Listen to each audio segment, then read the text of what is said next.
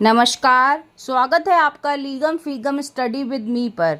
आज हम आपके सामने एक ऐसी खबर लाए हैं जो छपी है अमर उजाला 2/9/2023 यानी आज शनिवार को।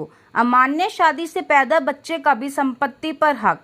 सुप्रीम कोर्ट ने हिंदू विवाह कानून धारा 16(2) के तहत दिए 2 अहम निष्कर्ष।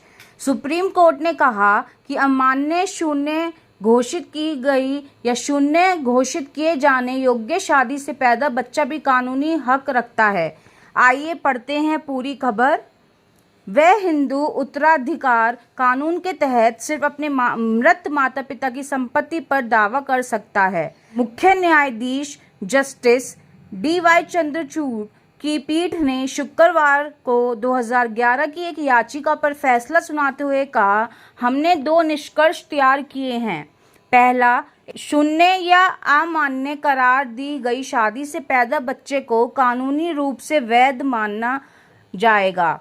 दूसरा, हिंदू विवाह अधिनियम धारा 16(2) के अनुसार जहां एक अमान्य विवाह को रद्द कर दिया गया हो, रद्द किए जाने की डिक्री से पहले पैदा हुआ बच्चा वैध माना जाएगा। इसी तरह बेटियों को भी बराबर अधिकार प्रदान किया जाता है।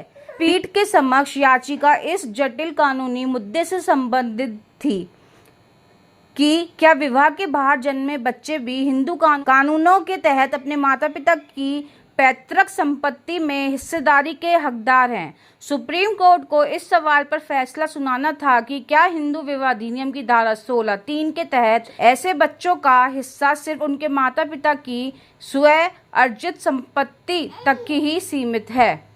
फैसले में उदाहरण भी दिया है। पीठ ने कहा, मान लीजिए 4 भाई हैं, C1, C2, C3 और C4। पारिवारिक संपत्ति में C2 की मौत से ठीक पहले बंटवारा होता है। चारों को बराबर बराबर 1/4 संपत्ति मिलेगी। C2 की एक विधवा, वैध शादी से एक बेटी और अवैध शादी से एक बेटा है। C2 के 1/4 हिस्से के 3 बराबर हिस्से 1/12 किए जाएंगे, एक C2 का, एक विधवा का और एक बेटी का। अब C2 के हिस्से वाले 1/12वें हिस्से के 3 बराबर भाग होंगे। इसमें विधवा, बेटी और अमान्य शादी से जन्मे बच्चों को हिस्सा मिलेगा या जन्मे बच्चे को हिस्सा मिलेगा। आइए आगे कुछ और चीजें देखते हैं। हिंदू कानून के तहत शून्य घोषित विवाह में पुरुष और महिला के पास पति पत्नी का दर्जा नहीं होता है।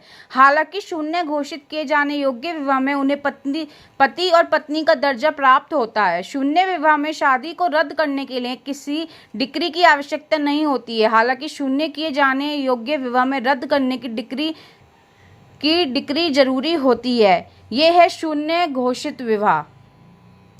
ये जो मैंने आपको बताया भी, ये कुछ है, ये है शून्य घोषित विवाह। तो आज जो खबर प्रस्तुत की गई है उसमें बेसिकली ये कहा गया है कि अमान्य शादी से पैदा बच्चे का भी संपत्ति पर अब हक है। अगर ये आपको वीडियो अच्छी लगी हो और यूज़फुल लगी हो तो उसको आगे ज़रूर शेयर करें।